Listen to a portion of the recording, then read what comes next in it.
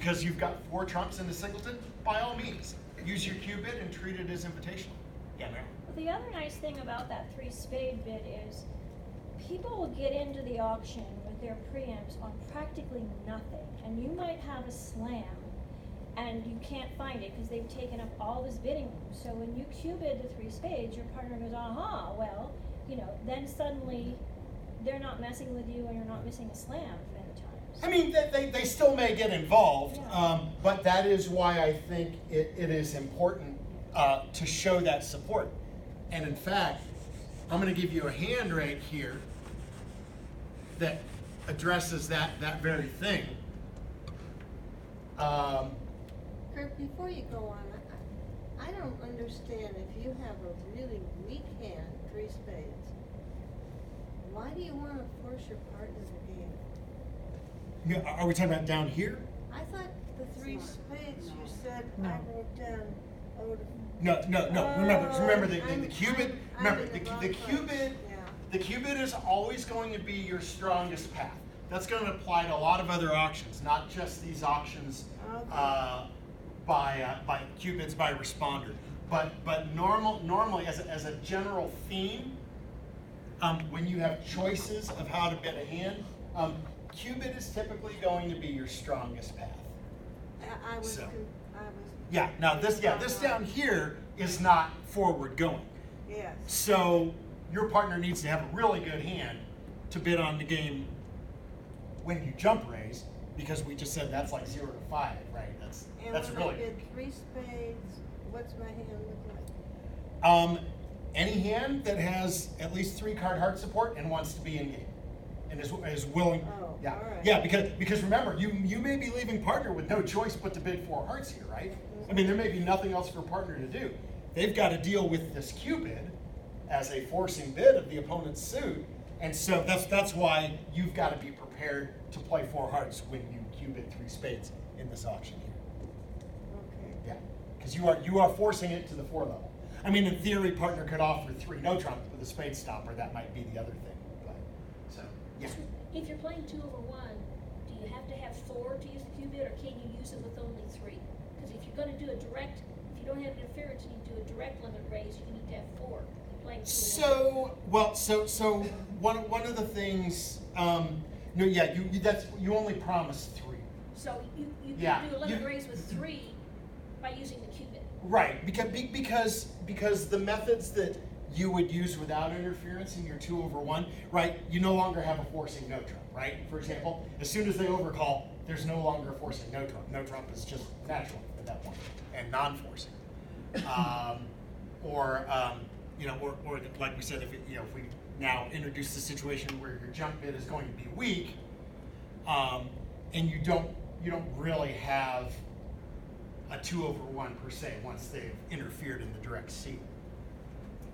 When you bid 3 hearts over 1 spade, is that a weak jump only if there's that intervening bid? Yeah, typically, so for most people, 1 heart past 3 hearts is going to be invitational. But as soon as they overcall, it becomes weak. Or double 2. Typically, and this is, if you're dealing with this on your convention card, we're talking about that lower right-hand portion of the card where it says jumps and you mark boxes, and there's in competition, not in competition. Because partnerships can have different agreements. Like some partnerships are going to have the agreement that 1 heart past 3 hearts is still weak. Like if they're playing traditional Bergen, for example. But that's a partnership agreement. That's not necessarily, that's not standard American or 2 over 1. That's something that the partnership has chosen to do. Jump shifts, weak jump shifts, is that? Yeah, jump shifts and jump raises. Yeah, I'd throw all those. I think the card just says it's just jumps. Jump shift, yes, but so if you have a hand like this, for example, where you've got so this is going to be responder's hand with a singleton spade and 3 decent hearts, king, jack, little, a good 6-card diamond suit, ace, queen, 10, and also the queen of clubs.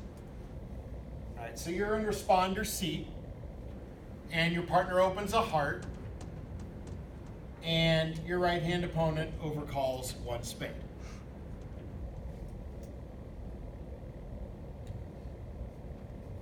So the question is, what do you do with this hand? So now the first question I would ask you is, do you want to be in game? Yes. I think you should be forcing the game, right? It's a 12 count, but it's a 12 count with a heart fit and a singleton in the opponent's suit. So I would certainly be upgrading a little bit, giving myself a little distribution, or as Joanne wants me to say, dummy points. And I plan on our side playing 4 hearts. Maybe we even have a slam if opener's got a really good hand, but certainly we're going to get it, right? So that being the case, you do have a couple of choices, right? Now, because of the overcall, we're not in a normal 2/1 situation. However, a 2/1 bid, in other words, a new suit at the 2 level, would be a 1-round force. It's not game forcing. So 2 diamonds by you, which would be natural and forcing, that's a potential call, right? You could do that. And if your right-hand opponent had passed, I think you would have started with 2 diamonds. Because of the overcall, another option for you would be to Cuebid 2 spades, right? Now, your 2 spade Cuebid would not show your long diamond suit, and partner wouldn't know about that. It would, however, tell partner that you have at least 3 hearts, and that you're at least invitational, which 2 diamonds would not show your heart support, right? So either one of those bids is a 1-round force and is a reasonable call. Which would you choose, and why? I have a question. Does the 2 diamond bid deny heart support necessarily? No. Does Well, it deny 3 card support? That's a good question. Because you're probably gonna end up in 4 hearts anyway, but if you did your 2 diamonds, then your partner might have a few diamonds and know that you have two suits in Partner may common. have diamonds with you, but ultimately, if we declare this hand, we want to play in the major, right? Not in the minor, even if we have a double fit. But it's forcing 1 round, so you hear from the opener, and then you can go to force. All right, 4 so hearts. this plan is all well and good, right? Like, I am going to try and describe my hand perfectly. I'm going to show partner. I want partner to know about my nice diamonds, so they can evaluate a little bit. You know, maybe they've got a fitting card. Maybe they've got the king. Maybe they've got the jack. I mean, even Jack Doubleton would be an awfully nice diamond holding in partner's hand. All right, and so you've got this plan, right? I'm going to bid my diamonds, and then I'm going to show partner heart support, and I'm going to paint this perfect picture. All right, let's go down that path. This feels like I- a trap. Well, we start messing with the spade. Yeah, everybody knows that the piper is taking you down the wrong path, right? I wouldn't be doing it this way. All right, this is about thinking ahead. This is about planning. All right. What if you're vulnerable and your opponents are not? And they are highly inclined to make your life miserable? I would love to do that to you. So would many other people who played this game. All right, so your partner doesn't know that you have a heart fit yet, right? And most of the time, your partner's going to be stuck with pass at this point, unless they have a significantly better than minimum hand that can take some kind of action over 4 spades. But they most likely can't bid 5 hearts. They would need a whole lot of hearts. I mean, you're holding the king jack. It's not like partner has a self-sufficient 7 or 8 card suit over there. They're probably going to be stuck with pass. And now this is going to come back to you, and you're going to have to make a decision. Are you going to bid 5 hearts? Yes. Does 5 hearts make? Or was 4 hearts the limit of the hand? Remember, we did say you had a minimum game force. You want to be in game, but you do only have a 12-point hand. It's not like you have a bunch of extras. How much defense do you have against spades? I mean, look, anytime 4 hearts is not making, you don't want to bid 5 hearts. You want to probably double 4 spades and take whatever plus score you have coming, right? I mean, your side does have most of the high card points. Even without trump tricks, I feel pretty confident that we'll beat 4 spades. I don't know how much we'll beat it. We may just nip it a trick or two.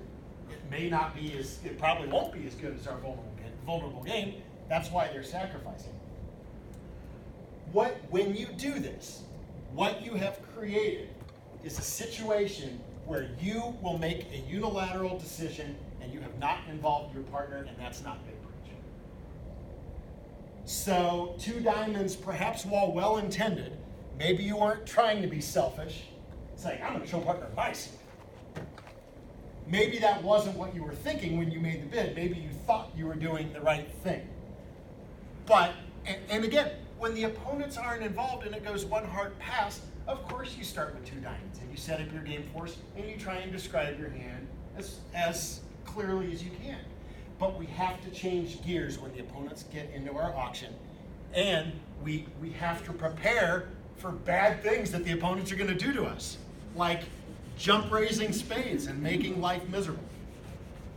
I think what you'll find is if you start with 2 spades here and just not worry about showing the diamonds, but let partner know that you're invitational or better and that you do have heart support. Now when this person decides to get in with 4 spades, your partner might actually want to take a call. What if your partner has ace, queen, 6th of hearts, and also and a singleton somewhere? Even with a pretty minimum opening, it might be right for your partner to bid 5 hearts right now, which they couldn't do before because they had no idea if you could stand hearts when you didn't Cuebid. So now your partner may still pass. Your partner may not want to bid 5 hearts.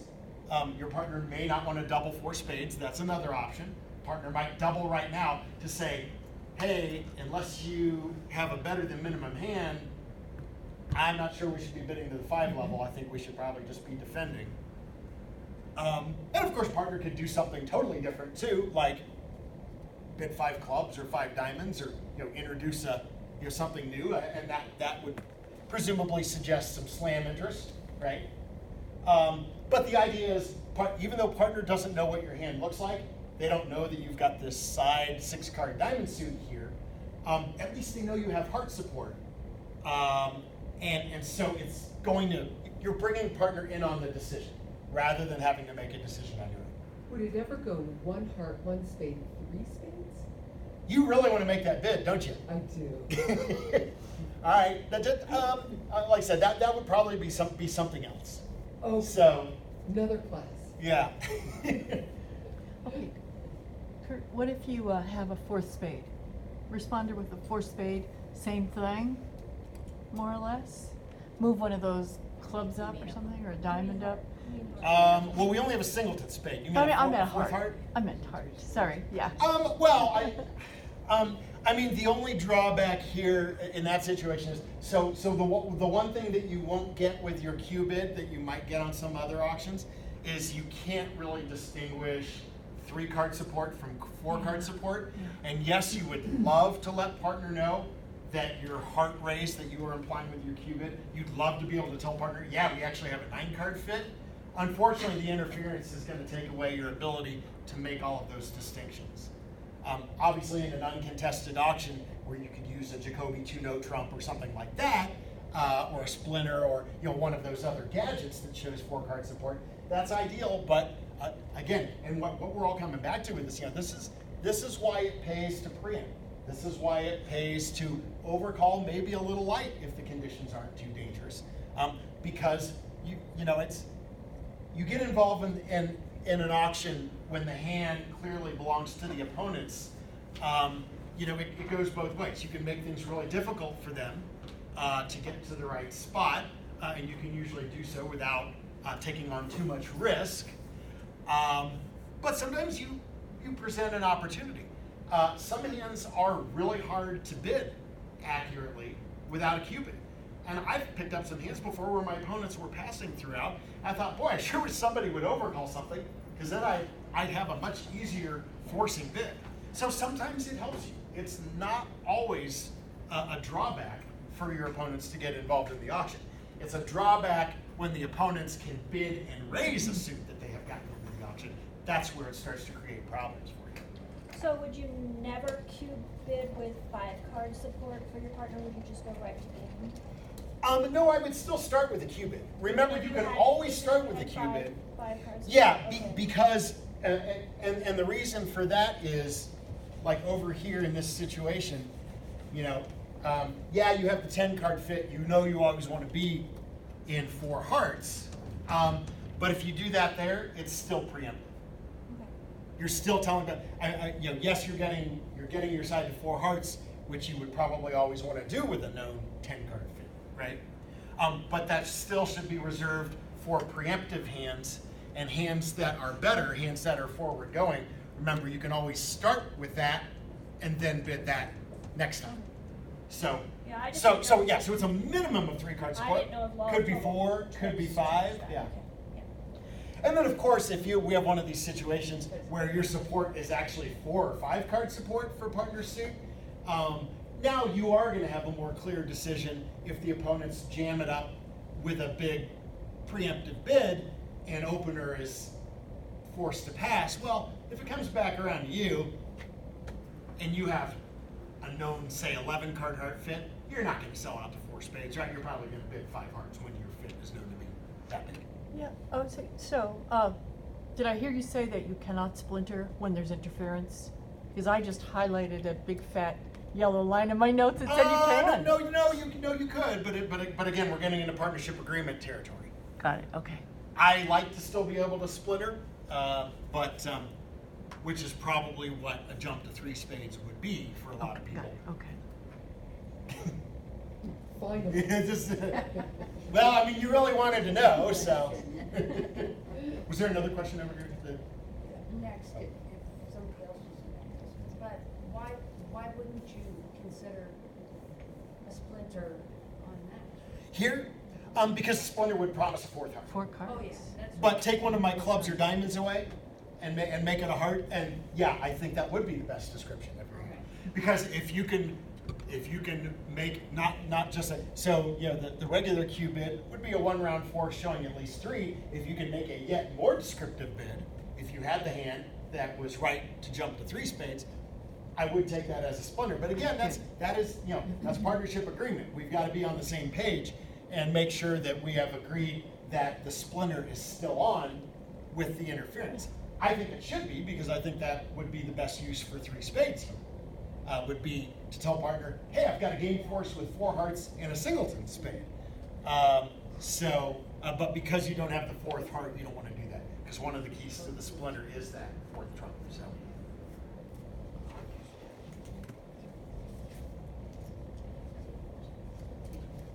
All right, let's look at a few more examples here for Cuebids by responder, or possibly